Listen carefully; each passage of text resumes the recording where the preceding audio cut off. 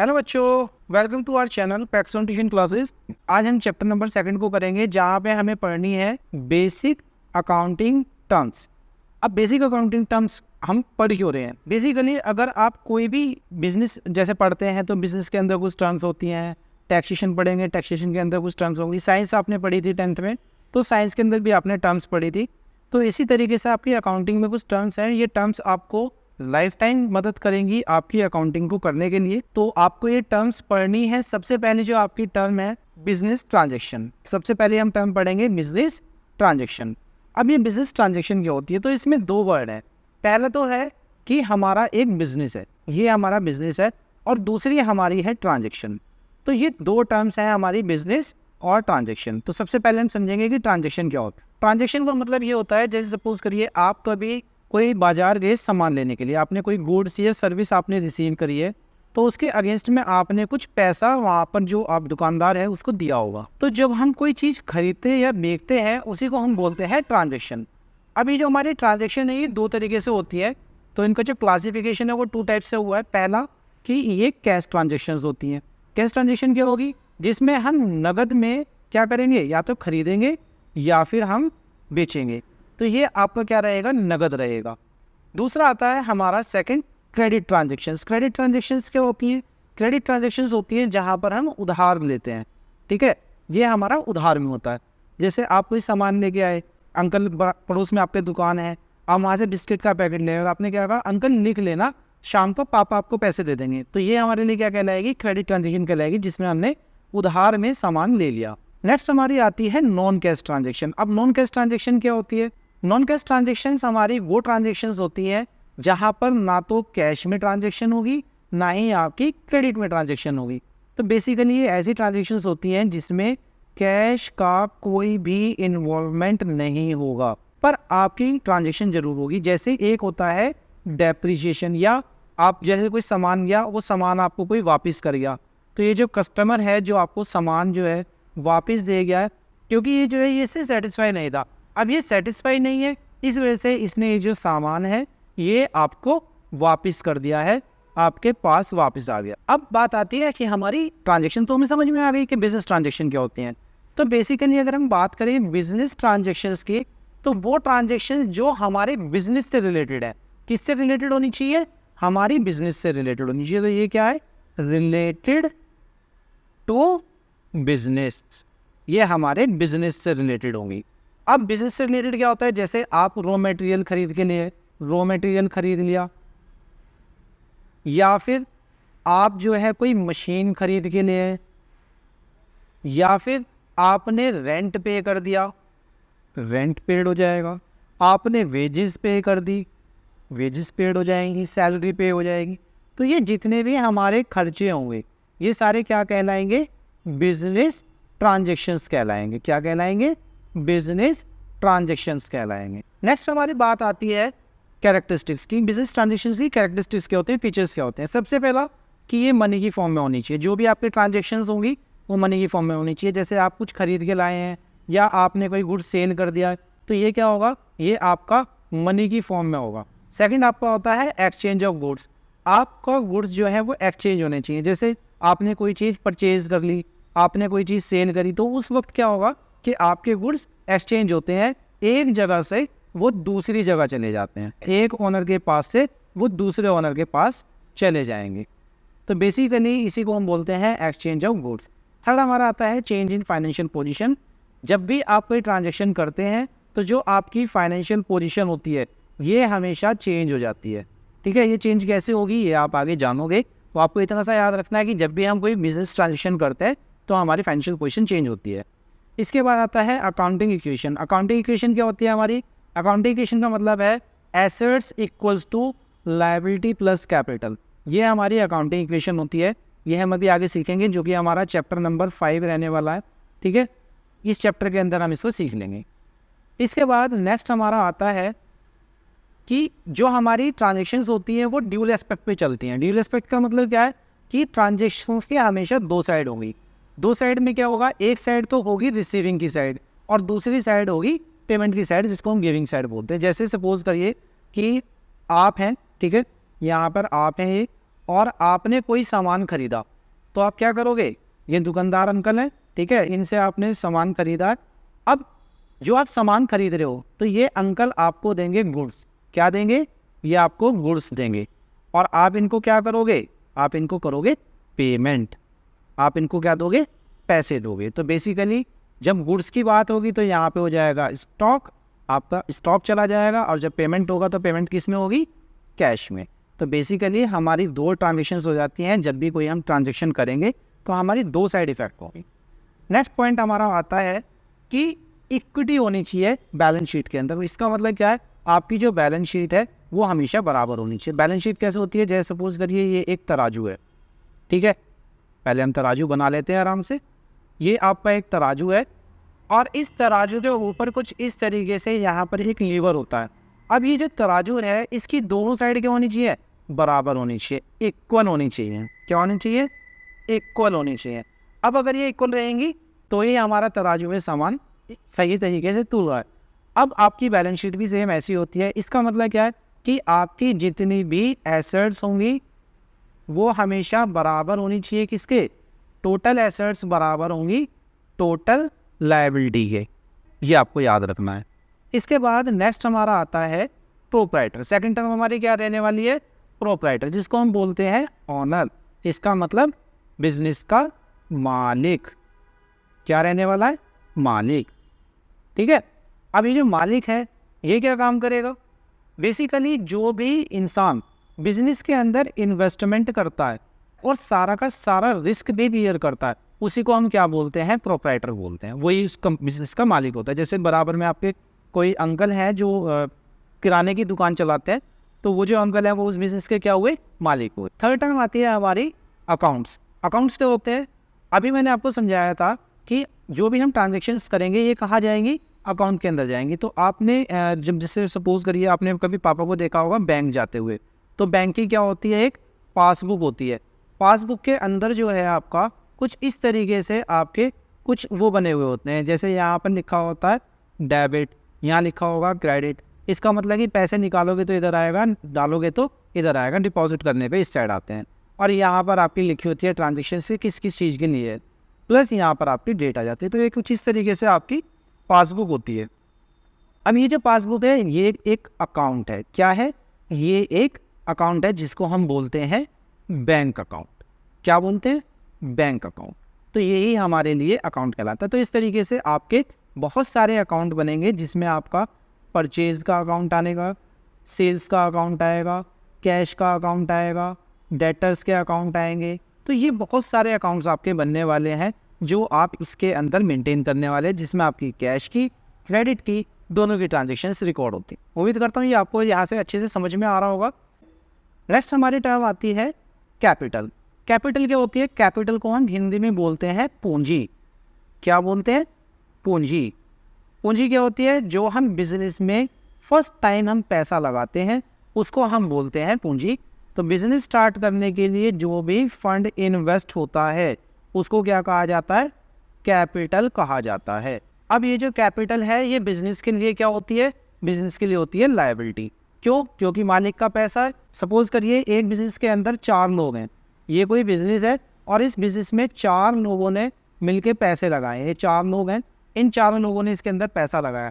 अब अगर इसमें से ये एक जना इस बिजनेस को छोड़ के चला जाए, अगर ये इस बिजनेस को छोड़ दे तो क्या होगा, अब ये 3 लोग रह जाएंगे। तो जब 3 लोग रह जाएंगे, ये एक बिजनेस चला गया, 3 लोग रहने के बाद अब जो एक जने का पैसा है वो बिजनेस को वापस करना पड़ेगा। तो ये हमारे लिए क्या है, लायबिलिटी है, देनदारी है, ये हमें पैसा वापस करना होता है। कैपिटल का और अदर नेम होता है ऑनर्स इक्विटी, या फिर आप कह सकते हो नेटवर्क। ये दोनों चीज़ें भी सेम है। इसके बाद अब ऑनर इक्विटी भी आप समझ लीजिए। ऑनर इक्विटी का मतलब क्या है, वो पैसा जो ऑनर ने बिजनेस के अंदर लगाया है उसको हम ऑनर इक्विटी बोलते हैं। तो वही फंड है जो आप कैपिटल आप समझ रहे हो। तो यहाँ पर एक इक्वेशन बनती है, ये आपकी अकाउंटिंग इक्वेशन है। अगर अभी तक आपने अकाउंटिंग इक्वेशन ऊपर नहीं देखी है तो यहाँ पे एक बार फिर से समझ लीजिए। मैंने आपको बताया था कि एसेट्स बराबर होती हैं कैपिटल प्लस लायबिलिटी। अब अगर हम इस कैपिटल को इधर ले आए तो क्या हो जाएगा, capital equals to assets minus liability. इसमें कोई दिक्कत थोड़ी है। तो ये सिर्फ आपको इंटरचेंज किया गया है आपको एक ही इक्वेशन याद करनी है, आप दोनों में से कोई भी इक्वेशन याद कर सकते। नेक्स्ट हमारी टर्म आती है ड्राइंग। ड्राइंग का मतलब क्या है? अभी तक जो हमने ड्राइंग को समझा है, अभी तक हम यही मानते हैं कि ड्राइंग होती है क्या? आर्ट। पर ये आर्ट नहीं होती। ड्राइंग का मतलब क्या है? ड्राइंग का मतलब है वो अमाउंट या वो प्रोडक्ट्स या वो पैसा जो प्रोप्राइटर ने विड्रॉ कर लिया, कहाँ से? बिजनेस से। किसके लिए? फॉर हिज पर्सनल या फिर डोमेस्टिक पर्पस। अगर हम अपने खुद के पर्पस के लिए बिजनेस से उसका कोई सामान विड्रॉ कर लेते हैं, क्या कर लेते हैं? विड्रॉ कर लेते हैं, तो वो हमारे लिए क्या कहलाती है? वो हमारे लिए ड्राइंग कहलाती है। जैसे यहाँ पर एक एग्जांपल है कि ऑनर ने क्या करा, 6,000 रुपये कैश विड्रॉ कर लिया, प्लस 200 रुपये के जो गुड्स थे वो भी अपने पर्सनल यूज़ के लिए बिजनेस से निकाल लिए। तो टोटल हमारी कितनी जाएगी? हम इन दोनों को क्या करेंगे? ऐड कर देंगे। ये हमारे लिए ड्राइंग कहलाएगी। नेक्स्ट पॉइंट क्या है कि गुड्स क्या होते हैं? गुड्स का मतलब होता है वो प्रोडक्ट्स जिनको हम परचेज करके लाए हैं, वो सामान जिसको हम परचेज करके लाए हैं, किसके लिए? फॉर रीसेल, आगे बेचने के लिए। अगर हम आगे बेचने के लिए कोई प्रोडक्ट लेके आए हैं, अब वो प्रोडक्ट आपका रॉ मटेरियल भी हो सकता है, ठीक है, रॉ मटेरियल के फॉर्म में हो सकता है, या फिर आपका वो फिनिश्ड गुड हो सकता है। दोनों ही केसेस में ये अगर आप आगे रीसेल के लिए लाए हैं, अगर आप लाए हैं रीसेल के लिए, तो ये आपकी क्या कहलाएंगे?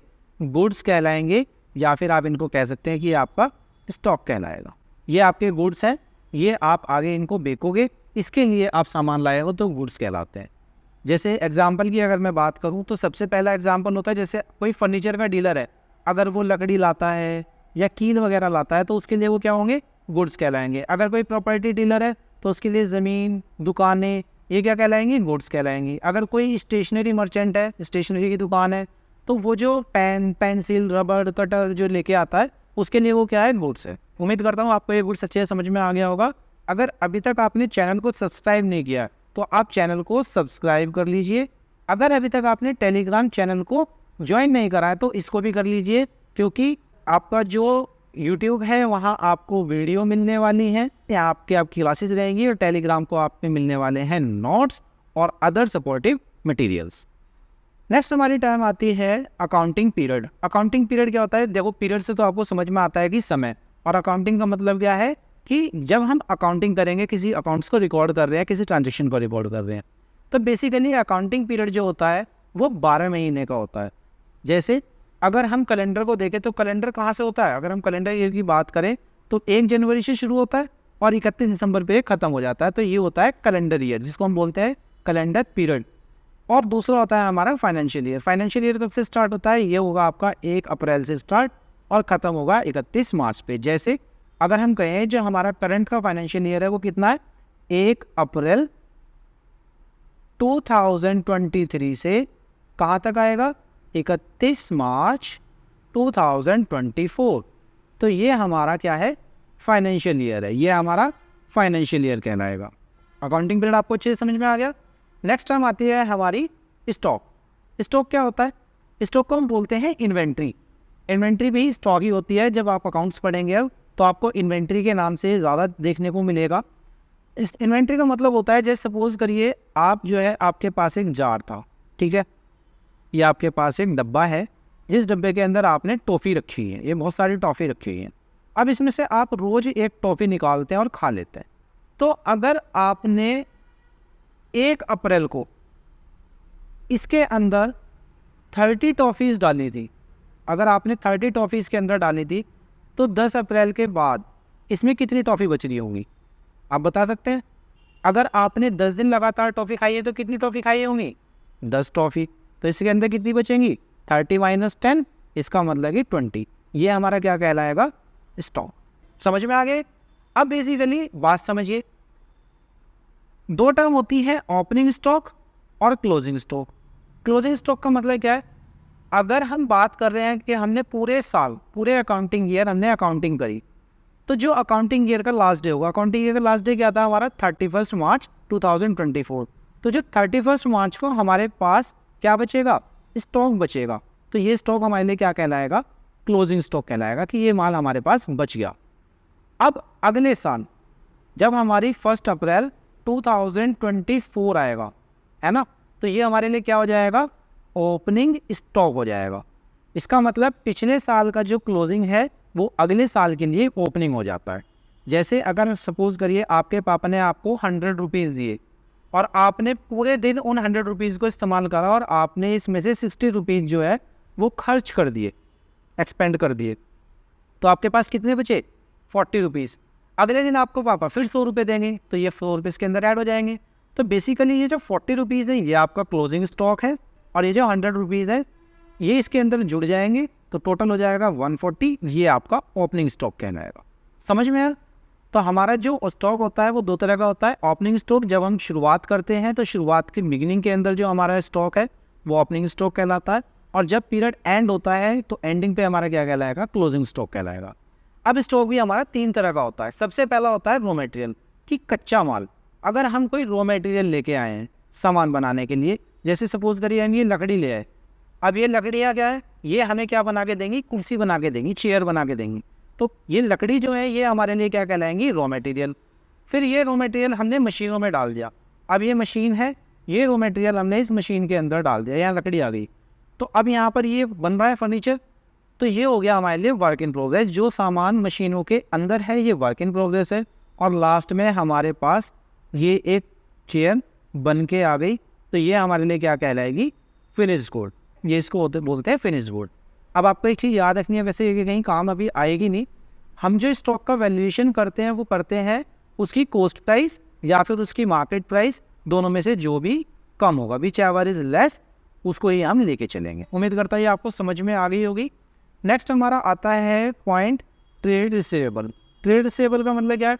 ट्रेड का मतलब होता है व्यापार और रिसीवेबल का मतलब होता है जो चीज़ हमें रिसीव होनी है। तो बेसिकली जब आप सपोज करिए, देखिए इधर मैं आपको एक एग्जांपल से बताता हूँ। एक एग्जांपल लेते हैं, है ना। एग्जांपल के थ्रू हम इसको अच्छे से समझ पाएंगे। एक आपका बिजनेस है और आप यहाँ पर सपोज करिए कि अभी हमने कुर्सी बनाई थी, हम कुर्सी बना लेते हैं। हमारा फर्नीचर का बिजनेस है। ये फर्नीचर जो है हमने इन दोनों जनों को, ये जो नीचे खड़े हैं, इनको दे दिया और हमने इनको ये कुर्सी 40,000 रुपये की बेच दी। कितने की दी? 40,000 की। अब ये जो 40,000 की हमने इन्हें बेची, तो इन्होंने जो हमें पेमेंट किया, इन्होंने क्या करा? हमें पेमेंट किया। इन्होंने किया सिर्फ 20,000 का। अब ये जो 20,000 का पेमेंट आया था, हमारा बैलेंस कितना बचेगा? इन दोनों को आप माइनस करोगे तो आएगा 20,000। इसका मतलब ये अमाउंट अभी भी हमारी बैलेंस है। तो जो हमें रिसीव हो गई ये तो हो गया हमारा कैश, और जो रिसीव नहीं हुआ ये कहलाता है डेटर। इसका मतलब वो लोग जिनसे हमें पैसे लेने हैं। तो हमारी जो ये टर्म है फर्स्ट टर्म डेटर, ये क्या होती है? वो लोग जिनको हमने सामान बेच दिया और उनसे हमें पैसे लेने हैं। ये ध्यान रखिएगा, आप जो सामान देंगे वो उधार होना चाहिए। अगर आपने उधार सामान दिया है तभी डेटर्स क्रिएट होंगे, वरना डेटर्स क्रिएट नहीं होंगे। अब सपोज करिए अब ये डेटर बन गया। इसने क्या कहा? भैया मुझे एक बिल बना के दे दो। क्या दे दो? एक मुझे बिल बना के दे दो। ये हमने इसको बिल बना दिया। अब ये कह रहा है कि इस बिल को मैं आपका 3 महीने के बाद पे कर दूंगा ये पैसे। तो ये जो बिल है ये बिल आपका कहलाएगा बिल रिसीवेबल। इसका मतलब कि आपको रिटर्न में इसने लिख के दे दिया कि ये 3 महीने बाद आपको पेमेंट करेगा। तो इसी टर्म को हम क्या बोलते हैं? इसी टर्म को हम बोलते हैं बिल रिसीवेबल। ये जो बिल रिसीवेबल है ये आपको वादा किया गया है। प्रोमिसरी नोट हो सकता है, इसको हम प्रोमिसरी नोट भी बोलते हैं।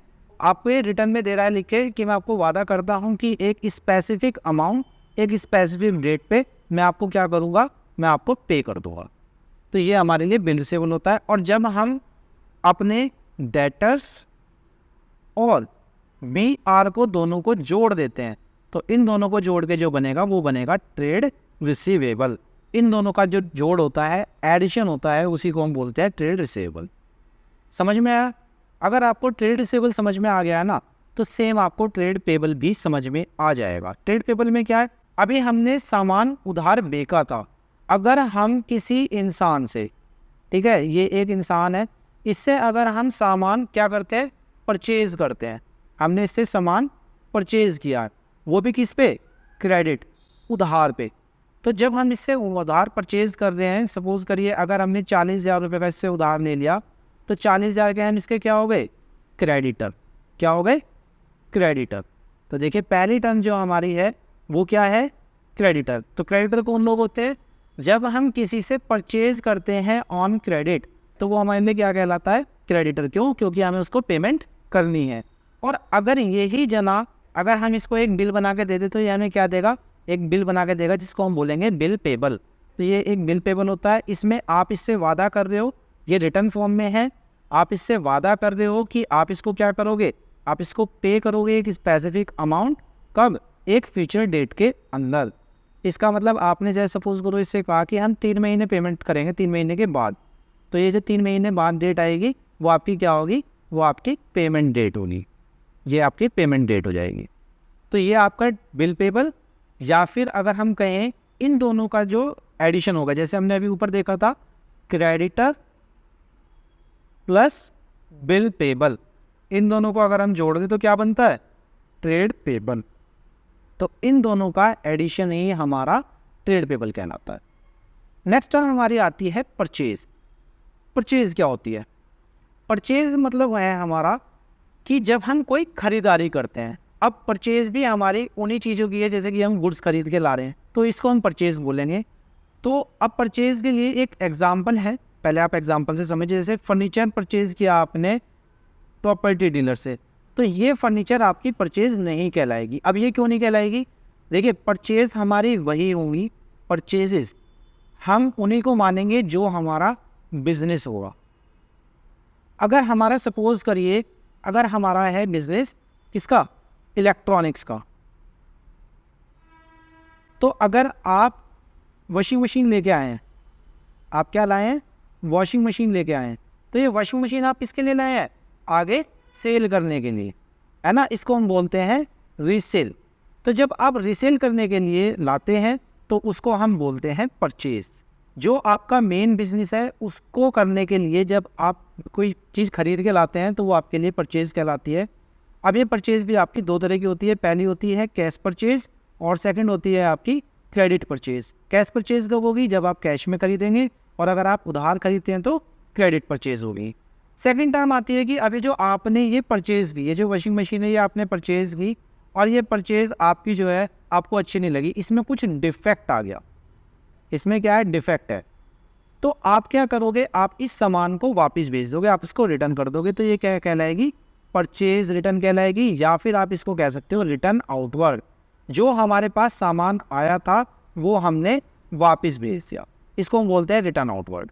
अब ये रिटर्न आउटवर्ड क्यों करोगे, या तो कोई गुड्स में डिफेक्ट हो सकता है, या जो सामान आपने मंगाया था जो स्पेसिफिकेशन दी थी उसके हिसाब से नहीं है, या फिर डिलीवरी आपकी लेट हो गई। जैसे आपने पिज़्ज़ा मंगाया है ना, और पिज़्ज़ा आपका आया 40 मिनट लेट, ये 40 मिनट लेट हो गया, तो बेसिकली ये क्या है, ये अप टू द मार्क नहीं है। तो आप या तो इसको रिटर्न कर दोगे या आप जो है इसको पैसे कम करा लोगे। तो बेसिकली बिजनेस के अंदर क्या होता है, बिजनेस उस चीज़ को रिटर्न ही कर देता है, बिजनेस में जो है वो आपका पैसे कम नहीं कराता। नेक्स्ट हमारी आती है सेल। अब सेल भी इसी तरीके से है, जैसे अभी हमने परचेज़ करी है तो इसी तरीके से हम सामान को बेचेंगे भी। आपकी ये दुकान है, अब ये कस्टमर आपके पास आया है, अब ये कस्टमर ने देखा कि ये आपका प्रोडक्ट बहुत अच्छा है, इसको एक टॉप पसंद आ गया तो इसने इस टॉप को खरीद लिया। तो आप क्या कर रहे हो, आप इसको सेल कर रहे हो।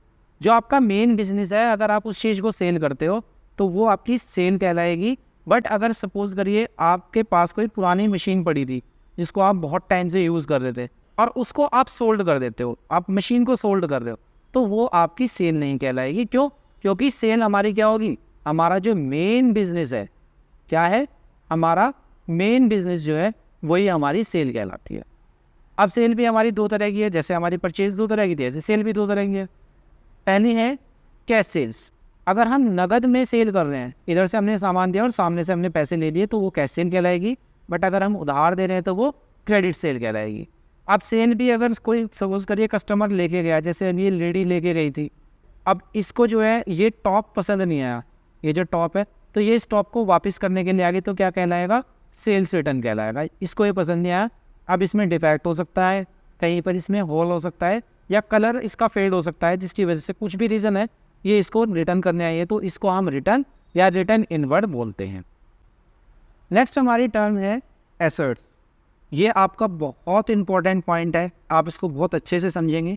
एसेट्स क्या होती हैं, एसेट्स होती हैं जो चीज़ हमारी खुद की है, जिस पे हमारी ऑनरशिप है, उसको हम क्या बोलते हैं, एसेट्स बोलते हैं। जैसे आप कोई मशीन खरीद के लाए, अब उस मशीन के ऊपर क्या है, आपका अधिकार है। आपने कोई स्टॉक खरीदा, आपका अधिकार है। आपने कोई फर्नीचर खरीद लिया, आपका अधिकार है। आपने किसी को सामान दे दिया तो आपको उससे पैसे लेना, ये आपका अधिकार है। तो बेसिकली जहाँ हमारी ऑनरशिप आ जाती है वो हमारे लिए क्या कहलाती है, एसेट्स कहलाती हैं, जो हमारी खुद की हमें किसी को नहीं देनी। बेसिकली अब हमारी जो एसेट्स हैं वो भी पार्ट्स में डिवाइडेड है। 3 पार्ट की आपकी एसेट्स होती हैं। सबसे पहला आता है आपका नॉन करंट एसेट्स, या हम कहें तो फिक्स्ड एसेट्स। नॉन करंट और फिक्स्ड एसेट्स क्या होती हैं? ये वो एसेट्स होती हैं जो आपके पास 12 महीने से ज़्यादा समय के लिए रहेंगे। आप इनको 12 महीने से ज़्यादा समय अपने पास रखोगे। जैसे ये गाड़ी है, या ये कंप्यूटर है, या बिल्डिंग है, ये आपके पास 12 महीने से ज़्यादा रहेंगी, तो ये हमारे लिए क्या कहलाएंगी, फिक्स्ड एसेट्स कहलाएंगी। और इन्हीं फिक्स्ड एसेट्स को यूज़ करते हुए, ये जो फिक्स्ड एसेट्स हमारी यहाँ पर रखी हैं, इन्हीं को यूज़ करते हुए हम क्या करेंगे, हम अपने बिजनेस के ऑपरेशंस को परफॉर्म करेंगे, और इनसे हम क्या करेंगे, आगे अपनी जो प्रोडक्ट्स हैं उनको जनरेट करेंगे और सेल करेंगे। ये जो आप एसेट्स खरीद के लाए हो, ये आप बेचने के लिए नहीं लाए, रीसेल के लिए नहीं लाए, ये आप अपने यूज़ के लिए लाए हो। बिजनेस में हम इनको यूज़ करेंगे। अब जो आपकी फिक्स्ड एसेट्स है ये 2 तरह की होती हैं। सबसे पहली होती है आपकी टेंजिबल एसेट्स।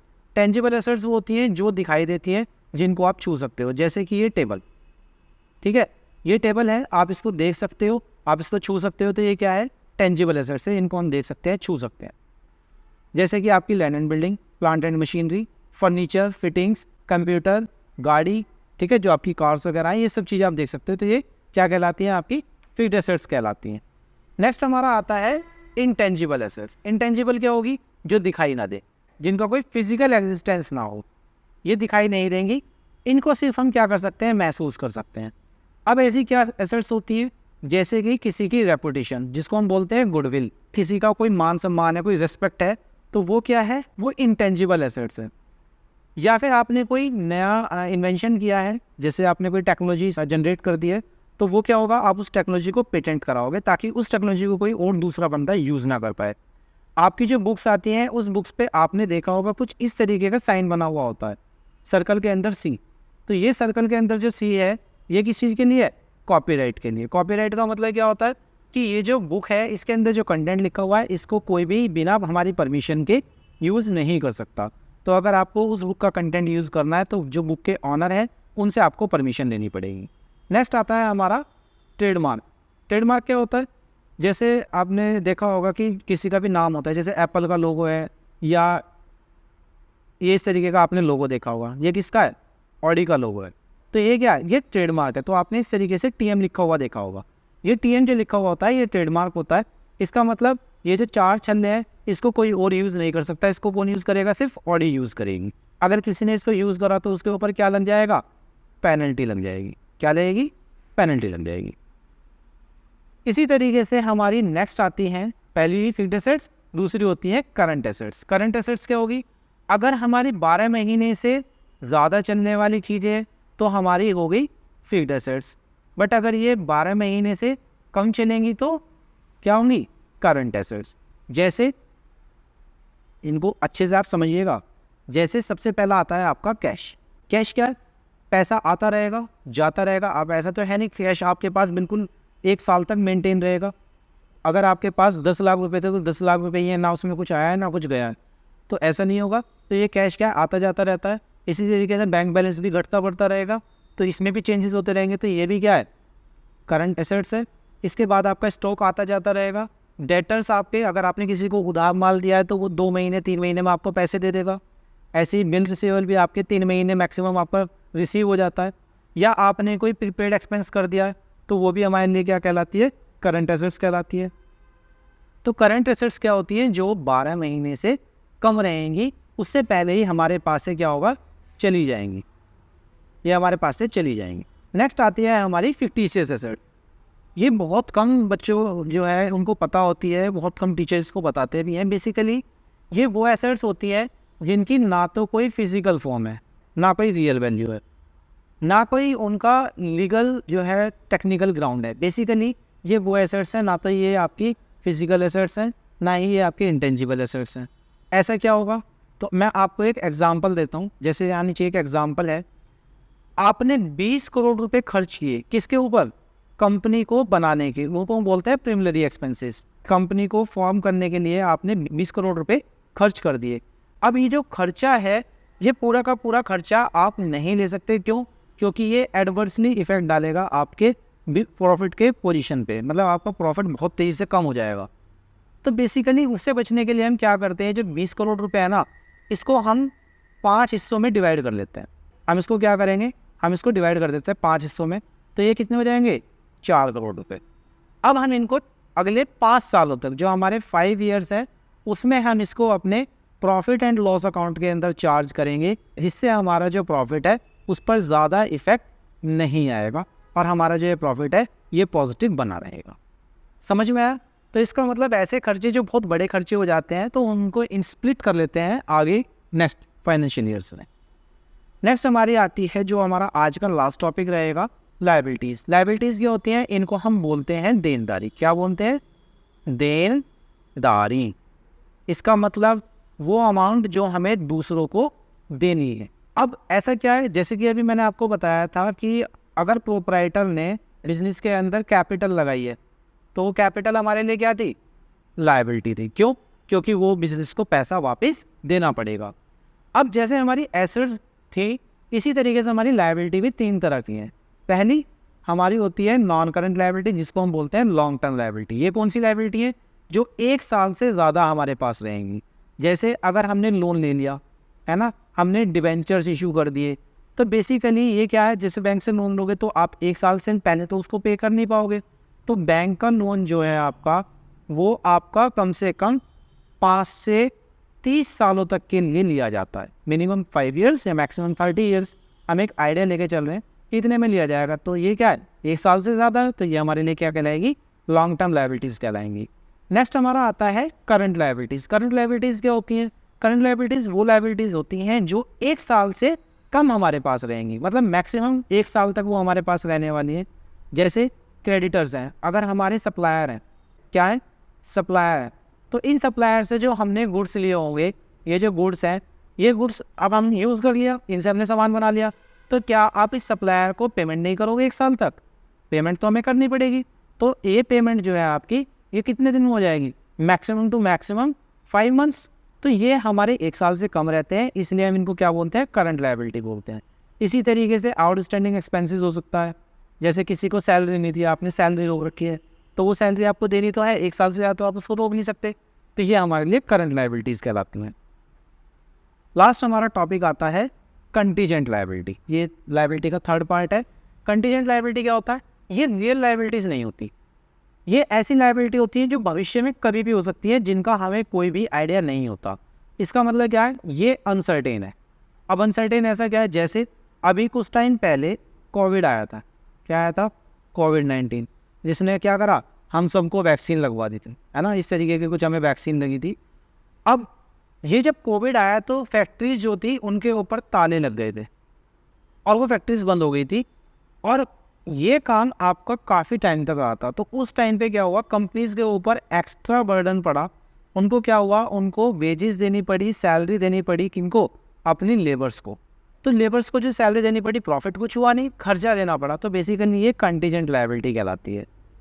या सपोज करिए आपकी कोई मशीन है, उस मशीन के ऊपर एक लेबर काम कर रही है। अब ये जो लेबर काम कर रही है, इसके हाथ इस मशीन के अंदर आ जाते हैं, जिसकी वजह से इसका एक हाथ कट जाता है। अब ये जो हाथ कटा, ये जो इवेंट हुआ है, इस इवेंट की वजह से कंपनी के ऊपर एक एक्स्ट्रा बर्डन पड़ेगा, जिसको हम कंटीजेंट लायबिलिटी कहेंगे। क्यों? क्योंकि अब इसको क्लेम देना पड़ेगा और इसका जो मेडिकल है ट्रीटमेंट, वो भी कंपनी को कराना पड़ेगा। तो ये सारे जो खर्चा है ये कंपनी के ऊपर आ जाता है, जिसको हम कंटीजेंट लायबिलिटी बोलते हैं। अब आप यहाँ पर एक चीज़ और ध्यान रखेंगे, ये जो कंटीजेंट लायबिलिटी होती है ना, ये कभी भी बैलेंस शीट के अंदर शो होती ही नहीं है। Not shown in balance sheet. इसको हम कहाँ लिखेंगे? फुट नोट में लिखेंगे। इसका मतलब बैलेंस शीट के बाहर। जैसे आपने ये बैलेंस शीट बनाई, ये बैलेंस शीट आपकी यहाँ ख़त्म हो गई, तो आप जो लिखेंगे यहाँ लिखेंगे कंटीजेंट लायबिलिटी। आप इस बैलेंस शीट के अंदर इसको कहीं पर भी नहीं लिखेंगे। उम्मीद करता हूँ आपको ये सारी चीज़ें अच्छे से समझ में आ गई होगी। अगर अभी तक आपने चैनल को सब्सक्राइब नहीं किया है तो सब्सक्राइब कर लीजिए दोस्तों, और अपने टेलीग्राम चैनल को भी यहाँ पर ज्वाइन कर लीजिए। वहीं पर आपको मिलने वाले हैं जो नोट्स मैं आपको पढ़ा रहा हूँ, ये सारे के सारे नोट्स आपको वहाँ पर PDF फॉर्मेट में मिलेंगे। तो टेलीग्राम चैनल पर बहुत जल्दी से जाके ज्वाइनिंग है वो कर लीजिए, वहाँ से जाके इन नोट्स को ले लीजिए। रेवेन्यू फ्रॉम ऑपरेशन होता क्या है? बेसिकली हम क्या करते हैं, जब हम बिजनेस करते हैं तो उसके अंदर हम करते हैं सेल, है ना, हम सेल करते हैं, हम परचेज करते हैं, इसके अलावा हम वहाँ पर कुछ एक्सपेंसेस भी करते हैं। तो ये सारी जो चीज़ें होती हैं ये आपकी बिज़नेस के रिगार्डिंग है। तो जब आप कोई सेल करते हैं, क्या करते हैं, सेल करते हैं, जैसे आपकी शॉप के ऊपर कोई ग्राहक आया, कोई कस्टमर आया और उस कस्टमर को आपने कोई सामान दे दिया, तो ये जो सामान आपने इसको दिया है यही हमारे लिए क्या कहलाएगा, रेवेन्यू फ्रॉम ऑपरेशन कहलाएगा। अब ये ऑपरेशन रेवेन्यू कैसे जनरेट हुआ, जब आप उसको ये सामान देंगे तो ये आपको रिटर्न में क्या देगा, आपको देगा पैसे। ये जो आपको अमाउंट पे कर रहा है यही हमारे लिए क्या कहलाती है, रेवेन्यू फ्रॉम ऑपरेशन। अब रेवेन्यू फ्रॉम ऑपरेशन हमारा दो तरीके से होता है। पहला, एक तो होती है हमारी मेन इनकम जो हमारी सेल और परचेज से आएगी। इसके अलावा सेकंड होती है हमारी वो इनकम जो हमें अदर सोर्सेज से होगी। अदर सोर्सेज क्या हो सकते हैं, जैसे आपको जो रेंट है, आपने कोई स्पेस है वो रेंट पे दे रखा है, या आपको कोई कमीशन रिसीव हो रहा है, इंटरेस्ट रिसीव हो रहा है, डिविडेंड रिसीव हो रहा है, तो ये सारी की सारी हमारे लिए क्या चीज़ें कहलाएंगी, अदर सोर्सेज कहलाएंगी। ये हमारे लिए अदर सोर्सेज हो गई। तो ये होता है आपका रेवेन्यू फ्रॉम ऑपरेशन। उम्मीद करता हूँ ये आपको अच्छे से समझ में आ गया होगा। सेकंड हमारी आती है रिसिप्ट, जो कि बहुत ही इंपॉर्टेंट टॉपिक है। रिसिप्ट क्या होती है, रिसिप्ट वो अमाउंट होती है जो आप रिसीव करते हैं किसी भी एसेट्स को सोल्ड करने पे, गुड्स को सोल्ड करने पे, सर्विस को सोल्ड करने पे। इसका मतलब जब आप कोई भी सामान बेचते हैं या कोई अपनी एसेट्स बेचते हैं और वहाँ से जो आपको अमाउंट रिसीव होती है वही हमारे लिए क्या कहलाती है, रिसिप्ट कहलाती है। अब यहाँ पर दो पॉइंट आते हैं जो कि बहुत ही इम्पॉर्टेंट हैं। इम्पॉर्टेंट क्यों है, क्योंकि ये जो दो पॉइंट है इनके ऊपर डिफरेंस भी पूछे जाते हैं और आपसे पर्टिकुलर स्पेसिफिक टर्म भी पूछी जा सकती है। सबसे पहला आता है रेवेन्यू रिसिप्ट। रेवेन्यू रिसिप्ट क्या होती है, जब भी, अब देखिए मैं आपको दो टर्म बता रहा हूँ, आप इसको अच्छे से याद रखेंगे। सबसे पहले जब भी बात होगी आपकी रेवेन्यू की, किसकी बात होगी, रेवेन्यू की, तो आपको आ जाना है अपने प्रॉफिट एंड लॉस अकाउंट के अंदर। मतलब ऐसी चीज़ें जो आपके प्रॉफिट को बढ़ाएं या फिर आपके लॉस को बढ़ाएं, या प्रॉफिट को घटाएं, लॉस को घटाएं। तो बेसिकली जो इम्पैक्ट आपको प्रॉफिट एंड लॉस पे डालेगा वो क्या कहलाएगा, रेवेन्यू कहलाएगा। दूसरे होते हैं कैपिटल। कैपिटल क्या होती है, कैपिटल में क्या है कि आपकी चले जाना है आपको बैलेंस शीट पे। अब ये आप कहोगे कि ये बैलेंस शीट, P&L अकाउंट, ये क्या है, ये आप आगे पढ़ोगे। तो अभी आप इतना से याद रखो कि जब भी रेवेन्यू की बात होगी तो हमें कहाँ जाना है, प्रॉफिट एंड लॉस अकाउंट पर, और जब भी कैपिटल की बात होगी तो कहाँ जाना है, बैलेंस शीट पर। अब देखिए मैं आपको अच्छे से समझाता हूँ, ध्यान से समझना इस चीज़ को। अब बात है रेवेन्यू रिसिप्ट की। रिसिप्ट का मतलब क्या है कि हमारे पास पैसा आएगा। अब पैसा आएगा कहाँ से, सपोज करिए आपने कोई इन्वेस्टमेंट करी है, आपने क्या करा हुआ है, इन्वेस्टमेंट की है, तो उस इन्वेस्टमेंट के ऊपर आपको क्या मिलेगा, इंटरेस्ट मिलेगा। तो ये आपके लिए क्या कहलाएगी, रेवेन्यू रिसिप्ट कहलाएगी। आपके पास कोई पीस ऑफ लैंड था, इसको आपने रेंट पे दे दिया, आपको रेंट रिसीव हो रहा है, क्या कहलाएगी, रेवेन्यू रिसिप्ट कहलाएगी। आपने किसी को कोई काम करवा के दिया और उस काम के अगेंस्ट में आपने क्या करा है, कमीशन चार्ज करा है, क्या चार्ज करा है, कमीशन चार्ज करा है, रेवेन्यू रिसिप्ट कहलाएगी। तो बेसिकली ऐसी चीज़ें जो आपके प्रॉफिट को बढ़ाएं वो आपकी क्या कहलाएंगी, आपके प्रॉफिट को बढ़ाएं वो आपकी कहलाएंगी क्या, रेवेन्यू रिसिप्ट। अब बात आती है कैपिटल रिसिप्ट की, कि कैपिटल रिसिप्ट क्या होती है।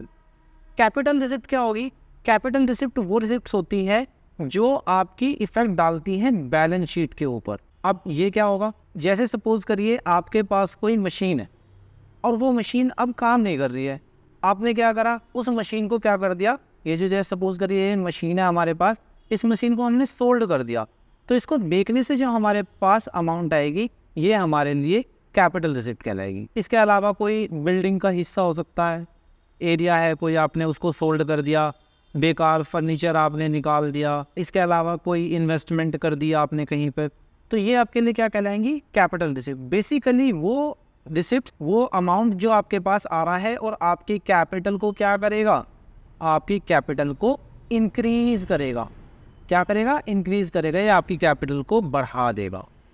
तो वो आपकी क्या होती है, कैपिटल रिसिप्ट होती हैं। अब रेवेन्यू रिसिप्ट में आपको एक चीज़ ध्यान रखनी है कि ये रेगुलर ऑपरेशनल एक्टिविटी होती है। जैसे अभी मैंने आपको समझाया था कि गुड्स अगर आप सेल करते हैं, सर्विस सेल करते हैं, इंटरेस्ट अर्न करते हैं, रेंट रिसीव करते हैं, फीस कलेक्ट करते हैं, या किसी भी सिमिलर नेचर की अगर आपकी कोई रेवेन्यू जनरेट हो रहा है तो आपकी रेवेन्यू रिसिप्ट कहलाएगी। और कैपिटल रिसिप्ट क्या होती है? कैपिटल रिसिप्ट होती है वो फंड या एसेट्स जो आप बिजनेस और अपनी ऑर्गेनाइजेशन में यूज़ कर रहे हैं और वहाँ से आपको पैसा मिलता है, जिसको हम बोलते हैं नॉन ऑपरेटिंग एक्टिविटीज़। जैसे आपने क्या करा, आपने अपनी मशीन को सोल्ड कर दिया, आपने बिल्डिंग को सोल्ड कर दिया, फर्नीचर को सोल्ड कर दिया, इन्वेस्टमेंट सोल्ड कर दी, आपने कोई लोन ले लिया, तो इनसे क्या होगा, आपके पास पैसा आएगा, तो ये कैपिटल रिसिप्ट कहलाएंगी। उम्मीद करता हूँ ये आपको बहुत अच्छे से समझ में आ गई होगी। रिसिप्ट अगर समझ में आ गई है तो आप एक्सपेंडिचर बहुत ही आराम से कर लेंगे। एक्सपेंडिचर जस्ट इसका रिवर्स है। नेक्स्ट पॉइंट हमारा आता है एक्सपेंडिचर। एक्सपेंडिचर में भी हमारी दो टर्म है। एक्सपेंडिचर आपको पता है, जब हम कोई खर्चा करते हैं तो एक्सपेंडिचर कहलाता है। पहला आता है आपका कैपिटल एक्सपेंडिचर यहाँ पे, और सेकंड आता है आपका रेवेन्यू एक्सपेंडिचर। अब कैपिटल एक्सपेंडिचर क्या होता है? बेसिकली कैपिटल एक्सपेंडिचर का मतलब है खर्चा, ऐसा खर्चा जो आपकी कैपिटल जो है उसको कम कर दे। ये क्या करेगा? कैपिटल को कम कर देगा। अब कैपिटल को कम आप कैसे करोगे? जैसे अगर हमने कोई नई मैन्युफैक्चरिंग प्लांट का कंस्ट्रक्शन कर दिया तो क्या होगा, हमारी कैपिटल कम होगी, क्योंकि हमें वहाँ पर क्या करना पड़ेगा, कैपिटल लगानी पड़ेगी, पैसा लगाना पड़ेगा। तो ये हमारे लिए कैपिटल एक्सपेंडिचर कहलाएगा। मैंने अभी आपको बताया था कि जब भी कैपिटल की बात होगी तो आपको कहाँ जाना है, बैलेंस शीट के ऊपर, और ये जितने भी आइटम हैं हमारे वो सब बैलेंस शीट के आइटम हैं। इसके बाद नेक्स्ट आता है हमारा कि परचेज, अगर हम मशीन कर लेते हैं या फिर हम अपने प्लांट का रिनोवेशन एक्सपेंशन कराते हैं या फिर हम कोई इंटेलेक्चुअल प्रॉपर्टी राइट खरीद लेते हैं। आईपीआर इसको बोलते हैं। आईपीआर का मतलब क्या होता है, जैसे कि आपकी गुडविल हो गई, आपका पेटेंट हो गया, या फिर आपने जो है कॉपीराइट करा लिए, या फिर ट्रेडमार्क हो गया, तो ये सारी चीज़ें जो हैं ये आपकी आईपीआर कहलाती हैं। इसके अलावा आपने इन्वेस्टमेंट कर दी रिसर्च और डेवलपमेंट के लिए, आपने कोई लॉन्ग टर्म इन्वेस्टमेंट में इन्वेस्ट कर दिया, तो वो भी आपके लिए क्या कहलाएगा, कैपिटल एक्सपेंडिचर कहलाएगा। नेक्स्ट हमारा आता है रेवेन्यू एक्सपेंडिचर। रेवेन्यू एक्सपेंडिचर क्या होगा? रेवेन्यू एक्सपेंडिचर वो एक्सपेंडिचर्स होते हैं जो हमारे प्रॉफिट को क्या करेंगे, ये हमारे प्रॉफिट को कर देंगे कम। इससे हमारा प्रॉफिट कम होगा। इसका मतलब जितने भी हमारे एक्सपेंसेस होंगे बिजनेस रिगार्डिंग, वो हमारे लिए क्या कहलाएंगे, कैपिटल एक्सपेंडिचर कहलाएंगे। अब जैसे कि आप सपोज करिए आपने सैलरी दी, वेजेस दी, तो ये आपके लिए क्या है, खर्चे हैं। रेंट पे कर दिया, खर्चा है। बिजली का बिल दे दिया, पानी का बिल दे दिया, इंटरनेट चार्जेस पे कर दिए, आपने कोई रॉ मटेरियल ख़रीद लिया, आपने एडवर्टीजमेंट कर दी, आपने कोई मशीन का रिपेयर और मेंटेनेंस करा दिया, आपने इंश्योरेंस का प्रीमियम पे कर दिया, आपने जो है ऑफिस के लिए या फिर अपनी किसी फैक्ट्री के लिए कोई खर्चा किया है। जैसे सपोज करिए स्टेशनरी ले, तो ये स्टेशनरी जो आएगी ये आपकी क्या कहलाएगी, ये आपकी रेवेन्यू एक्सपेंडिचर कहलाएगी। उम्मीद करता हूँ ये आपको बहुत अच्छे से समझ में आ रहा होगा। तो बेसिकली रेवेन्यू एक्सपेंडिचर हमारे क्या होते हैं, जो हमारे डे टू डे के एक्सपेंडिचर होते हैं। डे टू डे का मतलब क्या है कि जो हमारे day to day operational expenses हैं उन्हीं को हम क्या बोलते हैं, रेवेन्यू एक्सपेंडिचर बोलते हैं। नेक्स्ट आता है हमारा डेफर्ड रेवेन्यू एक्सपेंडिचर। ये बहुत इंपॉर्टेंट पॉइंट है। अब ये आप बहुत अच्छे से समझेंगे क्योंकि ये आपको सिर्फ थ्योरी में करने के लिए आएगा, इसके अलावा आपसे ये कहीं पर भी नहीं पूछा जाएगा। ये खर्चा होता क्या है, इसको मैं समझाता हूँ एक एग्जाम्पल के थ्रू समझते हैं। थोड़ा सा ऊपर आ जाते हैं, यहाँ पे हम अपने एरिया को थोड़ा सा क्लीन कर लेते हैं ताकि हम इस पॉइंट को बहुत अच्छे से समझ पाएँ। स्टार्ट करते हैं अपने डेफर्ड रेवेन्यू एक्सपेंडिचर को। डेफर्ड रेवेन्यू एक्सपेंडिचर ये होता क्या है? बेसिकली ये वो एक्सपेंडिचर है, जैसे सपोज करिए आपने अपना कोई बिजनेस स्टार्ट, ये आपका बिजनेस है, ये आपने स्टार्ट किया और इसको स्टार्ट करने पे आपने एडवर्टीजमेंट कराया और ये जो एडवर्टीजमेंट है ये आपने करा दिया सपोज करिए 5 लाख रुपीज़। ये आपको कितना हो गया, 5 लाख का हो गया। अब जो फर्स्ट ईयर जब आपका ख़त्म हुआ, at the end of year आपको जो प्रॉफिट हुआ वो कितना हुआ, प्रॉफिट हुआ सपोज करिए 8 लाख। अब अगर मैं इस 8 लाख में से इस 5 लाख को माइनस करूं, क्योंकि मुझे एक खर्चा किया है, तो जाहिर सी बात है कि आप क्या करेंगे, आप जब P&L बनाएंगे, प्रॉफिट एंड लॉस अकाउंट बनाएंगे, तो जितनी भी कमाई करिए उसमें से अपने खर्चे माइनस करेंगे। तो वो जो खर्चे हैं वो आपके 5 लाख के तो एडवर्टीजमेंट की है, इसके अलावा आपके कुछ अदर खर्चे भी होंगे। तो जब आपने देखा कि हमारे जो टोटल एक्सपेंस हैं वो कितने हैं, 13 लाख के हैं। अब अगर आप 13 लाख रुपए के एक्सपेंसेस यहाँ से माइनस करेंगे तो आप चले जाएंगे 5 लाख के लॉस में। क्या आएगा? 5 लाख का लॉस आ जाएगा। अब ये अगर आप फर्स्ट ईयर ही अपने बिजनेस में लॉस दिखाएंगे तो ये आपके बिजनेस पे क्या डालेगा? नेगेटिव इम्पैक्ट डालेगा। तो हम करते क्या है, ये जो हमारा 5 लाख का यहाँ पर खर्चा था ना, इस 5 लाख के खर्चे को हम स्प्लिट कर देंगे नेक्स्ट 5 ईयर्स में। हम इसको 5 सालों में तोड़ देंगे और अब हम कितना लेंगे? सिर्फ 1 लाख रुपये लेंगे। अगर हम 1 लाख रुपये लेंगे तो हमारा जो एक्सपेंस है वो कितना हो जाएगा? एक्सपेंस कम हो जाएगा। तो बेसिकली जो 1 लाख रुपये मैंने लिया है और जो 4 लाख मैंने नेक्स्ट फाइनेंशियल ईयर के लिए दे दिया है, यही हमारा कहलाता है डेफर्ड रेवेन्यू एक्सपेंडिचर। डेफर्ड का मतलब होता है फ्यूचर, ऐसे खर्चे जिनको हम फ्यूचर में क्या करेंगे? इस्तेमाल करेंगे। तो ये हमारे रेवेन्यू को फ्यूचर में कम करेगा, अभी इस साल कम नहीं करेगा। ये आपको ध्यान रखना है, बहुत ही इंपॉर्टेंट टॉपिक है। एक बार फिर से बता देता हूँ। डेफर्ड रेवेन्यू एक्सपेंडिचर्स वो एक्सपेंडिचर्स होते हैं जो भविष्य में हम जिनको इस्तेमाल करेंगे, जिससे हम अपने प्रॉफिट को रिड्यूस करेंगे। एक साथ लोगे तो आपका पहले साल ही क्या हो जाता है? लॉस आ जाता है। ठीक है, तो उसको हम क्या कर रहे हैं? स्प्लिट कर रहे हैं नेक्स्ट फ्यू ईयर्स में। अब ये जो 4 लाख रुपए है ये हमारे लिए एसेट्स बन जाएगी, इनको हम एसेट साइड में दिखाएंगे और अगले साल हम इसको एक्सपेंडिचर के फॉर्म में बुक करते रहेंगे, जिससे हमारा प्रॉफिट धीरे धीरे कम होता रहेगा। अब इसमें मैंने आपको 3 बता रखे हैं। अगर आपको थोड़ा सा और आप नोट्स वगैरह पढ़ेंगे, अगर अभी तक आपने टेलीग्राम चैनल को ज्वाइन नहीं किया ना दोस्तों, तो टेलीग्राम चैनल को ज्वाइन कर लीजिए, क्योंकि जितने भी है आपको नोट्स मैं यहाँ पे पढ़ा रहा हूँ, आपको ये नोट डाउन करने की नीड नहीं पड़ेगी। आपको ये पूरे के पूरे नोट्स आपको PDF फॉर्म में मिल जाएंगे। यहाँ से जाके आप इनको डाउनलोड करके और अपने नोट्स बना सकते हो, वरना आप डायरेक्टली प्रिंट करके अपनी यहाँ से स्टडी कर सकते हो। मैंने आपको एडवर्टीजमेंट का एक्सपेंस का एग्जांपल दिया था। इसके अलावा आपका प्रीपेड इंश्योरेंस होता है। ठीक है, अगर हम इंश्योरेंस पे कर देते हैं तो नेक्स्ट फाइनेंशियल ईयर में, अगर सपोज करिए आपने 3 साल का इंश्योरेंस दे दिया तो खर्चा इसी साल कर दिया, बट हम उसको आगे बुक करेंगे। डेवलपमेंट चार्जेस होते हैं, उनको भी हम इसी तरीके से डेफर्ड रेवेन्यू एक्सपेंडिचर के फॉर्म में लेते हैं। नेक्स्ट हमारा आता है एक्सपेंस। अब हमारी टर्म क्या है? एक्सपेंस। एक्सपेंस क्या होते हैं? एक्सपेंस होता है खर्चा, वो कॉस्ट जो हमें किसी भी गुड्स को प्रोड्यूस या सेल करने में आई है, किसी भी सर्विस को प्रोड्यूस या सेल करने में आई है, उसी लागत को हम क्या बोलते हैं? एक्सपेंडिचर बोलते हैं। तो बेसिकली अभी जो मैं ऊपर आपको समझा रहा था, जैसे आपने रेंट पे किया है, कमीशन पे किया है, टैक्स पे किया है, बिजली का बिल पे किया है, या फिर डेप्रिसिएशन आपके ऊपर लग रहा है, ये सारे के सारे आपके लिए क्या कहलाते हैं? खर्चे कहलाते हैं। और कोई भी बिजनेस हो, ये जो खर्चे हैं ना, इन खर्चों को कोई भी बिजनेस क्या करना चाहता है? हमेशा कम करना चाहता है कि खर्चे कम रहे और हमारी इनकम जो रहे वो ज़्यादा रहे। तो बेसिकली खर्चे भी 2 तरीके के होते हैं। सबसे पहले होते हैं प्रीपेड एक्सपेंसेस। प्रीपेड एक्सपेंसेस क्या होते हैं? ऐसे एक्सपेंसेस जो आपने पहले ही कर दिए हैं, पेड इन एडवांस, बट अभी तक आपने उन खर्चों का इस्तेमाल नहीं किया है। मतलब जिस चीज़ के लिए आपने पे किया है उसका आपने बेनिफिट नहीं लिया है। एग्जाम्पल के लिए आप सभी के हाथ में ना मोबाइल फ़ोन है, जिससे अभी आप पढ़ रहे हैं। अगर कुछ बच्चे लैपटॉप से पढ़ रहे हैं, कंप्यूटर से पढ़ रहे हैं, तो वो बच्चे भी समझ लें। जैसे आपने क्या करा, फ़ोन आपने लिया, तो फ़ोन लेने के बाद आप उसके अंदर रिचार्ज कराते हैं। वो जो रिचार्ज है वो क्या होता है? प्रीपेड होता है। कुछ लोग होते हैं जो पोस्टपेड इस्तेमाल करते हैं, पर मैं बात कर रहा हूँ प्रीपेड वालों की, जिन्होंने पहले ही पेमेंट कर दी। 3 महीने का हमने सपोज करिए नेट का रिचार्ज कराया, तो 3 महीने हमने स्टार्टिंग में पेमेंट किया और अब हम उसको इस्तेमाल करेंगे। इसको बोलते हैं प्रीपेड।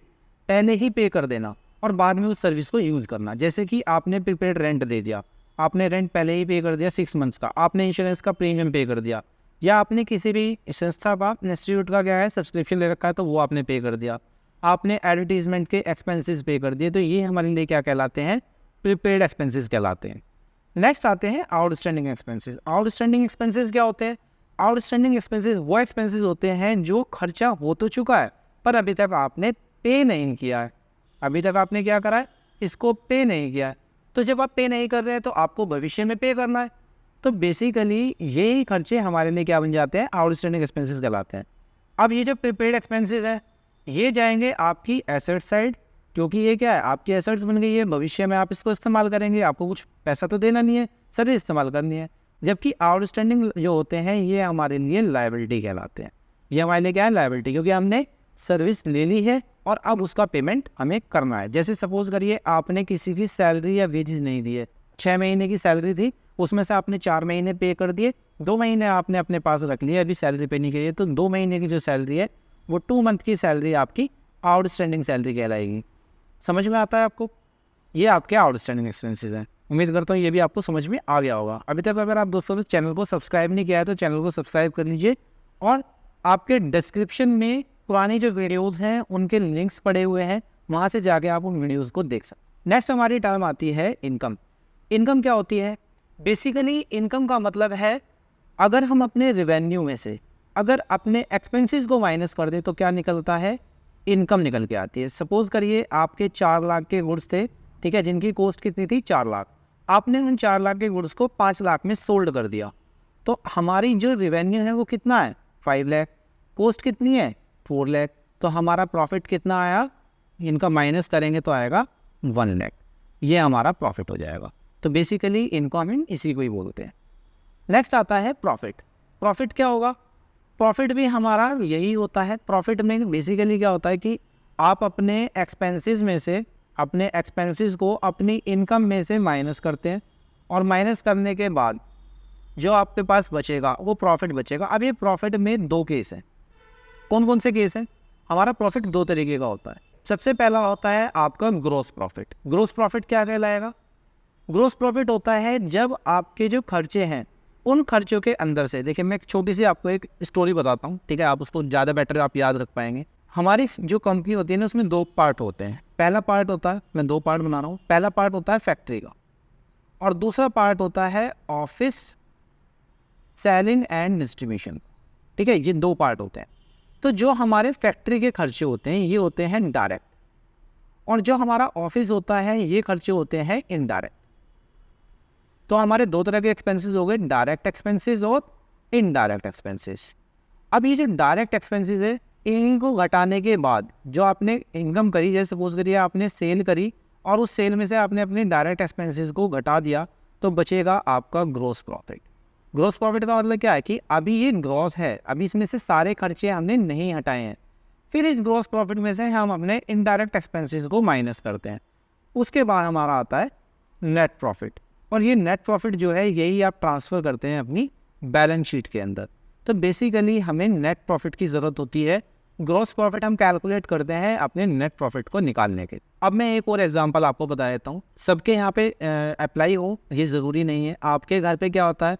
आपके घर पे रसोई सिलेंडर आता है, रसोई गैस सिलेंडर आता है ना, उस सिलेंडर के ऊपर आप देखना उसके ऊपर लिखा होता है ग्रॉस वेट और नेट वेट। ग्रॉस वेट का मतलब क्या है कि ये जो सिलेंडर है, इस सिलेंडर के अंदर जो आयरन लगा हुआ है वो प्लस इसके अंदर जो गैस है, उन दोनों का जो वेट है वो कितना है? आपका ग्रॉस वेट कहलाएगा। जैसे सपोज करिए ये आपका 30 kg होता है, ये आपका ग्रॉस वेट है। अब लिखा हुआ होता है नेट वेट, वो जो कि जैसे लिखा होता है 14.8 kg। इस 14.8 kg का मतलब क्या है कि अगर आप अपने इस सिलेंडर को गैस को इस्तेमाल कर लेते हैं तो जो इसका वेट बचेगा, ठीक है, वो आपका वेट आपका आएगा कितना? 15.2 kg आएगा। आपको क्या करना है? 30 में से 14 माइनस करना है, तो आपका जो 15.2 kg बच रहा है ये आपका नेट वेट है आयरन का। तो हमारी जो गैस थी वो कितनी है? 14.8 kg। अगर ये 14.8 kg नहीं निकल रही है तो इसका मतलब आपके सिलेंडर से गैस निकाली गई है, ये यहाँ से हमें पता लगता है। तो इसी को बोलते हैं ग्रोस और नेट। उम्मीद करता हूँ ये आपको अच्छे से समझ में आ गया होगा। नेक्स्ट हमारी टर्म आती है गेन। गेन का मतलब क्या होता है? मुनाफा। पर प्रॉफिट में और गेन में अंतर है। हमारे प्रॉफिट में और गेन के अंदर क्या है? डिफरेंसेस हैं। अब वो डिफरेंस क्या है? जो हमारा प्रॉफिट होता है ये प्रॉफिट होता है हमारे मेन बिजनेस से। किससे होगा? मेन बिजनेस से होगा। और जो ये गेन है ये होगा हमारा अदर एक्टिविटीज़ से, अदर एक्टिविटीज़ से। तो बेसिकली जैसे सपोज करिए आपका जो बिज़नेस है उसके अंदर न्यूज़पेपर आता है, ठीक है, ये न्यूज़पेपर आपके यहाँ पे आ रहा है, और न्यूज़पेपर आपके यहाँ पूरे महीने आया तो यहाँ पर ये बंडल्स बन गए पूरे, ये इतने सारे न्यूज़पेपर आ गए, ये आपका यहाँ पर बंडल तैयार हो गया। अब ये जो बंडल है ये बंडल आप क्या करोगे? आप यूज़ तो कर नहीं सकते, तो आप क्या करते हो? इसको सोल्ड कर देते हो। सोल्ड करने से जो आपको पैसा मिलता है वो आपका गेन कहलाएगा, ठीक है। इसके अलावा आपके पास कोई मशीन है, उस मशीन को आपने सोल्ड करा। मशीन को सोल्ड करने का मतलब ये नहीं पूरी मशीन सोल्ड कर रहे हैं। जैसे आप समझते हैं ना स्क्रैप, जैसे मशीन का कोई पार्ट है, सपोज करिए कोई पार्ट है मशीन का और ये मशीन में से अलग हो के गिर गया, अब ये आपके लिए बेकार है तो आपने इसको सोल्ड कर दिया। तो यहाँ से जो होगा वो आपका कहलाएगा गेन। ये सब चीज़ें आप आगे पढ़ोगे, ये सारे पॉइंट्स आपके क्वेश्चंस के अंदर भी आने वाले हैं। नेक्स्ट हमारा आता है लॉस। लॉस क्या होता है? लॉस होता है नुकसान। जब हमारे खर्चे हमारे रेवेन्यू से ज़्यादा हो जाएं तो हमारे ऊपर क्या पड़ जाएगा? बर्डन पड़ेगा, जिसको हम बोलेंगे लॉस। तो लॉस हमारा क्या है? Expenses over revenue. इसके अलावा अगर आपका सपोज करिए सामान में आग लग गई, चोरी हो गया, या फिर आपकी जो फिक्स्ड एसेट्स है वो उसकी कीमत कम हो गई, मतलब जितने की आप समझ रहे थे उतने की नहीं बिकी, वो कम की निकली, तो वो भी आपके लिए क्या कहलाएगा? वो भी आपके लिए लॉस कहलाएगा। नेक्स्ट पॉइंट आता है हमारा इनवॉइस। इनवॉइस क्या होती है?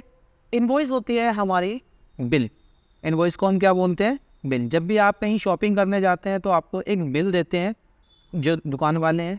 उसके ऊपर क्या होता है? बेसिकली वो एक स्टेटमेंट है जिसके ऊपर आपकी क्वांटिटी लिखी हुई होती है, उस प्रोडक्ट का प्राइस लिखा होता है, टोटल अमाउंट लिखी होती है, कोई आपके ऊपर डिडक्शन दी गई है, जैसे आपको कोई डिस्काउंट वगैरह दिया जाता है तो वो लिखा होता है, प्लस उसके ऊपर टैक्स लिखा होता है, जैसे जीएसटी आपको लगती है तो जीएसटी लिखी हुई होती है। तो ये सारी चीज़ें आपकी जो एक पेपर के ऊपर लिखी हैं, उसी पेपर को हम क्या बोलते हैं? इनवॉइस बोलते हैं, बिल बोलते हैं। नेक्स्ट आती है हमारी कॉस्ट। कॉस्ट क्या होगा? कॉस्ट हम बोलते हैं लागत को। किसको बोलते हैं? लागत। लागत क्या होती है? किसी भी सामान को बनाने में, प्रोड्यूस करने में, किसी भी गुड्स को मेंटेन करने में, या किसी भी गुड्स को डिलीवर करने में जो कॉस्ट आती है वो कहलाती है कॉस्ट, लागत। तो बेसिकली कॉस्ट भी हमारी काफ़ी तरह की होती है, पर फाइनेंशियल अकाउंटिंग के अंदर अभी जो हमें पढ़नी है वो हमें जनरल कॉस्ट पढ़नी है। तो बेसिकली अगर मैं बात करूँ तो वो अमाउंट ऑफ मनी या रिसोर्सेज जो आप एक्सपेंड कर रहे हैं अपने जो प्रोडक्ट है उसको जनरेट करने के लिए, तो उसी को हम क्या बोलते हैं? कॉस्ट बोलते हैं। नेक्स्ट आता है वाउचर। वाउचर क्या होता है? अब मेरे को यहाँ पर बच्चे फ़ोन के वाउचर के बारे में नहीं बोलेंगे। जो आपके फ़ोन के वाउचर्स आते हैं कि हमने कूपन रिडीम कर लिया, है ना, उसकी बात नहीं हो रही है। हम यहाँ बात कर रहे हैं बिज़नेस की। किसकी बात कर रहे हैं? बिज़नेस की बात कर रहे हैं। तो बिज़नेस के अंदर क्या होता है? बेसिकली अभी जो आपने ये बिल देखा था, है ना, ऊपर हमने एक बिल देखा था। अब इस बिल के साथ में कुछ डॉक्यूमेंट्स आते हैं जिनको हम बोलते हैं सपोर्टिंग डॉक्यूमेंट्स। जब कोई बिज़नेस किसी भी प्रोडक्ट को परचेज़ करता है और बिल्स आते हैं तो उनके साथ में कुछ सपोर्टिंग डॉक्यूमेंट्स आते हैं।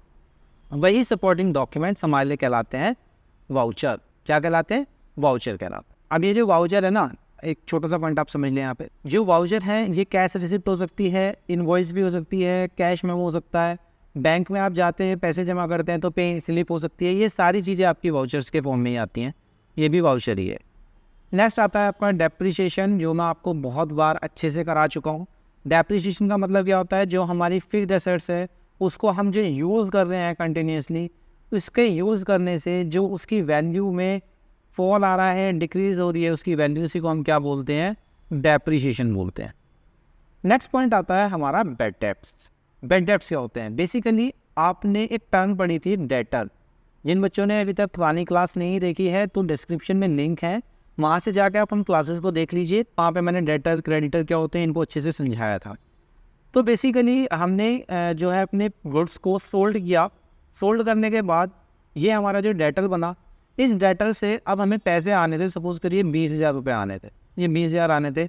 अब 20,000 में इसने हमें 10,000 रुपये दे दिए, और 10,000 के बाद इसने जो है मतलब इस तरीके से हमें ट्रीट किया कि हमें ये लगने लगा कि इससे पैसे अब नहीं आने वाले। तो हमारे जो डेब्ट्स होते हैं ये 3 तरह के डेब्ट। कैसे? अगर ये जो बैलेंस 10,000 है, अगर हमारे जो बैलेंस 10,000 रुपीज़ हैं, अगर पूरे के पूरे हमें मिल जाते हैं तो वो कहलाएंगे गुड डेब्ट्स। हमने ये मान लिया था कि ये पैसा नहीं आएगा, पर इसने ये पैसा हमें दे दिया तो कहलाएगा गुड डेब्ट्स। अगर हमें डाउट है कि ये पैसे देगा या नहीं देगा तो कहलाएगा डाउटफुल डेब्ट। इसको हम बोलते हैं डाउटफुल डेब्ट। और अगर हमें लगा कि ये तो 1 रुपया भी नहीं देगा तो ये बन जाएंगे क्या? बैड डेब्ट। उम्मीद करता हूँ ये आपको तीनों पॉइंट अच्छे से समझ में आ गए हों। अगर ये पूरे के पूरे पैसे मिलेंगे तो गुड डेब्ट्स है। अगर इसमें से सपोज करिए इसने 6,000 रुपये दे दिए और ये 4,000 नहीं देगा तो ये डाउटफुल है, क्योंकि हमें डाउट है कि वो देगा नहीं देगा। और अगर ये कुछ भी नहीं देगा तो ये क्या हो जाएंगे? पूरे के पूरे बैड डेब्ट्स हो जाएंगे। नेक्स्ट आता है हमारा डिस्काउंट। डिस्काउंट क्या होता है?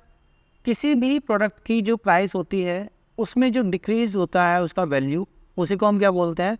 डिस्काउंट बोलते हैं। जैसे आप दुकान पे गए और वहाँ पे आपने लिखा हुआ देखा होगा 30% ऑफ, तो ये हमारे लिए क्या होता है, डिस्काउंट होता है। बेसिकली डिस्काउंट जो बिजनेस के अंदर मिलता है वो दो तरीके का होता है। पहला होता है ट्रेड डिस्काउंट और एक होता है कैश डिस्काउंट। सबसे पहले हम ट्रेड डिस्काउंट को समझेंगे। ट्रेड डिस्काउंट का मतलब क्या है, आप एक स्टोर के अंदर गए, आप परचेजर हैं, आप एक स्टोर के अंदर गए और वहाँ जाके आपने सामान खरीदना शुरू किया। आपने 5 यूनिट्स खरीदी, तो दुकानदार आपके पास आया, उसने कहा मैडम अगर आप 6 यूनिट खरीदते हैं तो मैं आपको 5% का डिस्काउंट दे दूँगा। कितना दे दूँगा, 5% का डिस्काउंट दे दूँगा। मैडम ने क्या करा, 6 यूनिट्स खरीद ली। उसके बाद जैसे ही 6 यूनिट खरीद के हम चलने को हुए, वो आ गया, फिर दोबारा कहा अगर आप 10 यूनिट्स खरीदते हैं तो मैं आपको 8% का डिस्काउंट दे दूँगा। अब हमें लालच आ गया, हमने क्या करा, 10 यूनिट्स खरीद ली। इसके बाद हम लेके चले, वो फिर दोबारा आ गया, कहा अगर आप 15 यूनिट ले लेते हैं तो मैं आपको 10% का डिस्काउंट दूंगा।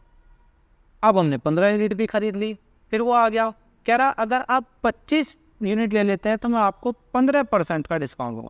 तो बेसिकली हो क्या रहा है, जितनी यूनिट्स हम खरीद रहे हैं उतना ही इसका डिस्काउंट बढ़ता जा रहा है। तो इसी को हम बोलते हैं ट्रेड डिस्काउंट। एक चीज़ और ध्यान रखिएगा, ये जो ट्रेड डिस्काउंट होता है इसको हम कभी भी अकाउंट्स के अंदर रिकॉर्ड नहीं करते हैं।